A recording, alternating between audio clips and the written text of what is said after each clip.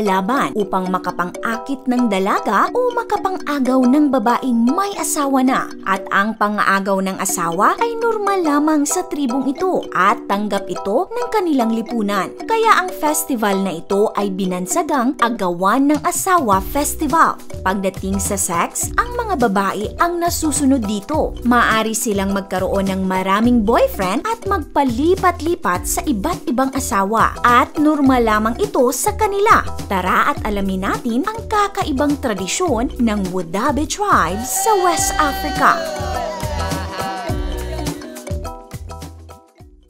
Ito ang Gerewol Festival ng Wodaabe tribe. Kung titingnan mo, aakalain mong sila ay mga bading na sumasayaw dahil sa kanilang outfit at make-up. Ngunit ang totoo, sila ay mga barako at tunay na lalaki. At ito ay hindi isang ordinaryong performance lamang, kundi isa itong beauty contest. Sa tribong ito, imbes na mga babae ang nagpapagandahan, ang mga lalaki ang naglalaban sa pagwapuhan.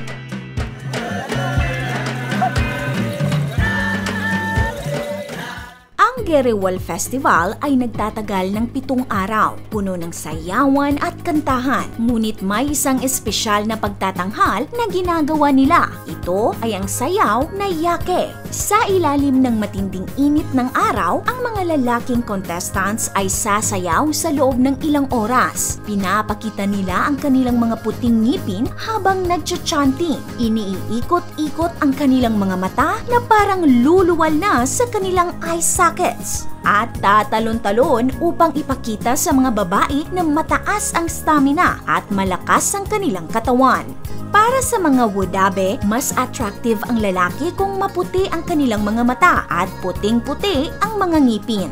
Mas attractive din ang isang lalaki kung payat at malapad ang kanyang noo. Ang judges sa contest na ito ay 3 high status na mga babae. Sila ang magdidesisyon kung sino ang pinakatalintado at pinakagwapo sa lahat. Paano kaya ninanakaw ang may asawa na sa festival na ito? Bago natin yan sagutin, nagustuhan niyo po ba ang video natin ngayon? Kung oo, ay mag-comment po kayo ng yes.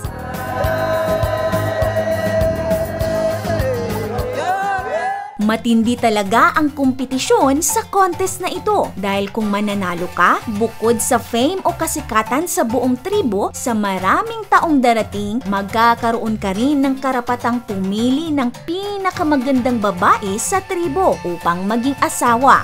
At ito pa ang mas matindi. Ayon sa Vice, ang mananalo ay maaaring makipagtalik sa babaeng judge na pumili sa kanya kahit pa ang babaeng judge ay may asawa na. Kung talagang magugustuhan ng judge ang lalaki, ay maaari siyang magpasya kung iiwan ba niya ang kanyang kasalukuyang asawa o magpapaagaw at sasama na sa lalaki at maging bagong asawa nito. At ang kanilang pagsasama ay rerespetuhin ng kanyang dating asawa at ng mga katribo. O kaya naman ay ituturing lang ng babae na isa lang itong one night stand at babalik sa kanyang asawa kinaumagahan na parang walang nangyari. Normal ito sa kanila, kaya tatanggapin siya ng kanyang asawa at walang panghusga ng mga CCTV kapitbahay.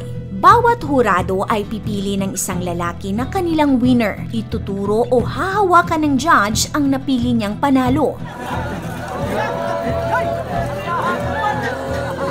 Maraming kalalakihan ang sumasali sa contest na ito dahil kahit hindi ka man mapiling panalo ng mga judges ay may chance ka pa ring maka-score sa mga babaeng nanonood. Bukod kasi sa 3 judge, ang mga babaeng nanonood ay maaari ding pumili ng lalaking kanilang matitipuhan. Maaring ang isang babaeng Wodaabe ay may asawa na at naghahanap ng mas gwapong ipapalit sa kanyang asawa. Ituturo, tatapikin o magbibigay ng signal ang isang babae sa kanyang napiling lalaki. Maglalakad ito palayo at susunod naman ang lalaki sa kanya. Ang iba ay pumupunta sa talahiban o damuhan kung saan nangyayari ang romantic o intimate contact. Maaaring magdesisyon ang babae na iwan ang kanyang kasalukuyang asawa at sasama na sa lalaki. Kaya ang mga lalaking ayaw ipaagaw ang kanilang mga asawa sa iba, hindi nila ito pinapayagan makilahok sa pista. Dahil wala rin namang kapangyarihan ang mga kalalakihan nila na limitahan ang mga desisyon ng kanilang mga asawa. May mga babae na pumipili sa contestant upang makasama makasiping sa isang gabi lamang. Ngunit meron din namang mga dalaga na naghahanap ng magiging asawa at makasama panghabang buhay. Ikaw ka-awesome, gusto mo bang makilahok sa festival na ito? Pagilagay ang inyong opinion sa comment section.